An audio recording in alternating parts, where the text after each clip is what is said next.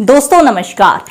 केंद्र में जो है सरकार बन चुकी है मोदी जी की सरकार, लेकिन अब लोकसभा स्पीकर पद उसको लेकर एक बड़ी अपडेट आ गई है कि लोकसभा स्पीकर पद पर अब जो है मामला गंभीर बन गया है, क्योंकि इंडिया गठबंधन उस पर अपना उम्मीदवार उतार सकता है, ऐसा सूत्रों के हवाले से खबर निकल कर आ रही है। दोस्तों आपको विस्तार से खबर बताएंगे किस प्रकार से जो है मोदी सरकार की ये गठबंधन वाली एनडीए सरकार कितनी मुश्किलों भरा जो है इनका सफर होने वाला है, क्योंकि अब स्पीकर पद को जो चुनाव को लेकर जो चुनाव होना है उसमें अब जेडीयू और टीडीपी अहम हिस्से एनडीए सरकार के, उन्होंने भी अपने जो है अस्तित्व के लिए स्पीकर पद मांगा है। तो ऐसे में क्या टीडीपी और जो जेडीयू है वो इंडिया गठबंधन के साथ जाकर ऐसी स्थिति बना सकते हैं कि सरकार मोदी जी की है और स्पीकर पद इंडिया गठबंधन का। पूरा मामला आपको विस्तार से बताएंगे। एबीपी ने इस पर जो है पूरी डिटेल रिपोर्ट छापी है, विस्तार से आपको दिखाएंगे क्या जो है अब मामला बन रहा है। लगातार एनडीए सरकार और गठबंधन सरकार को लेकर बातें उठ रही हैं, उसके बाद स्पीकर पद को लेकर चंद्रबाबू नायडू का जो मामला है वो लगातार चर्चा में है।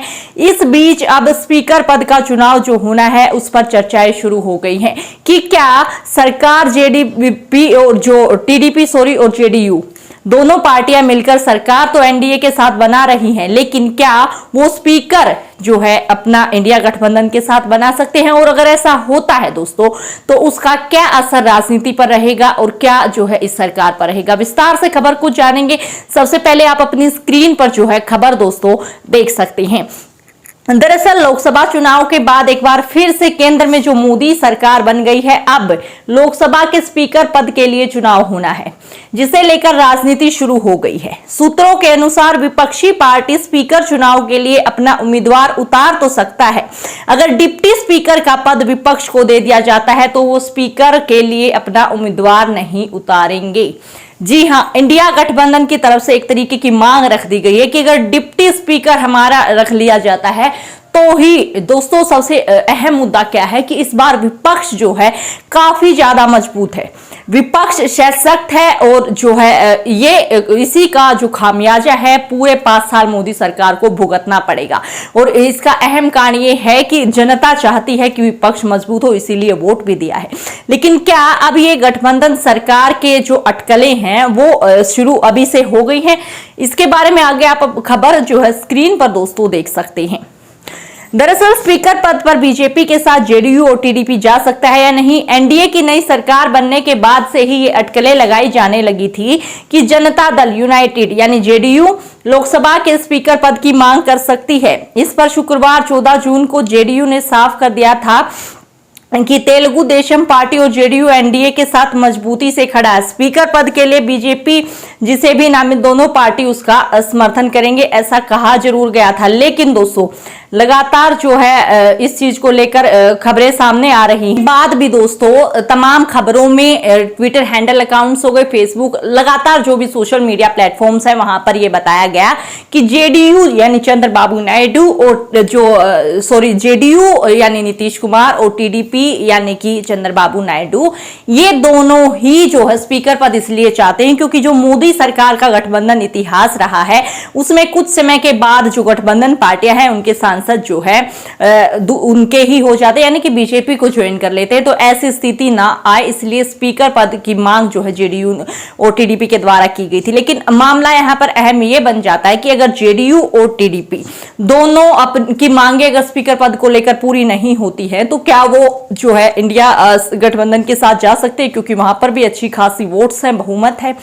और इस पर इंडिया गठबंधन किस तरीके से फायदा उठा सकता है वो भी आपको दिखाएंगे। और आप सभी जानते हैं कि पिछले 2 बार जो है 2014 और 2019 में जो है पूरा बहुमत मोदी जी का रहा, तो ऐसी स्थिति में पूरा दबदबा जो है बीजेपी पार्टी का स्पीकर पद पर रहा है।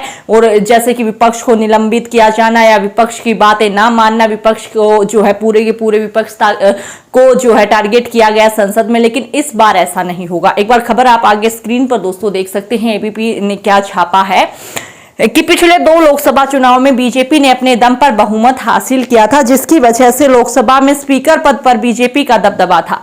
18वीं लोकसभा के अध्यक्ष की भूमिका महत्वपूर्ण होगी क्योंकि विपक्षी इंडिया गठबंधन 234 सदस्यों के साथ सशक्त होते सदन में नजर आएगा। विपक्षी पार्टी पहले ही कह चुकी है कि इस बार सदन में बीजेपी मनमर्जी नहीं चलेगी। 17वीं लोकसभा का कार्यकाल 17 जून 2019 से 5 जून 2024 तक का था। इस दौरान संसद में कई प्रदर्शन हुए, कई बार ऐसे मौके आए जब सांसदों को निलंबित किया गया। दिसंबर 2023 के जो शीतकालीन स्तर था उसमें 146 जो सांसद हैं उनको निलंबित किया गया। इसीलिए जो है अब विपक्ष का कहना है कि अब इस पर जो है मनमर्जी जो खुलेआम बीजेपी की चल रही थी वो नहीं चलेगी। जिस प्रकार से हर मुद्दे पर मनमानी चलाई जा रही थी, अब उसको तोड़ने मरोड़ने की ताकत रखता है विपक्ष, क्योंकि विपक्ष के पास 234 जो है वो तो है ही, लेकिन कई सारे मामले ऐसे भी होंगे जहां पर एनडीए गठबंधन के लोगों को वो तोड़ने का प्रयास करेंगे ताकि जो है अपना एक तरीके से अस्तित्व वो सामने से दिखा सके।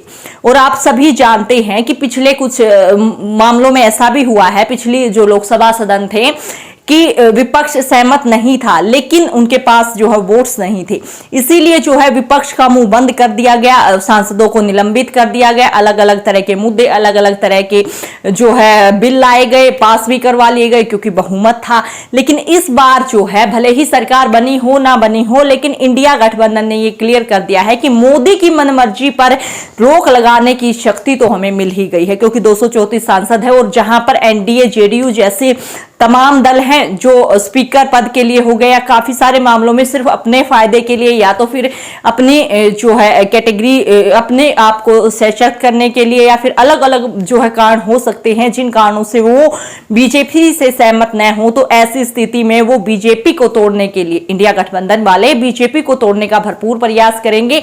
और यहां तक कि सूत्रों के मुताबिक पता चल पा रहा है कि इंडिया गठबंधन ने तो ये कह दिया है कि अगर वो उनके साथ आते हैं तो स्पीकर पद टीडीपी और जेडीयू को मिल सकता है। इतना समर्थन इसीलिए दिया जा रहा है क्योंकि विपक्ष सशक्त है, उनके पास वोट्स है, दूसरी तरफ से पार्टी टूटने का खतरा है। और आप सभी जानते हैं कि ये बैसाखियों वाली सरकार है, इसकी बैसाखियों को बार बार हिलाने का प्रयास तो विपक्ष जरूर से करेगा। तो ये है दोस्तों पूरा मामला। अब देखते हैं कौन किसके पाले में जाता है, किसका स्पीकर बनता है, जेडीयू और टीडीपी को क्या मिलता है। काफी सारे सवाल है जिसका जवाब जो है अब लोकसभा स्पीकर के पद के चुनाव के बाद ही मिल पाएगा।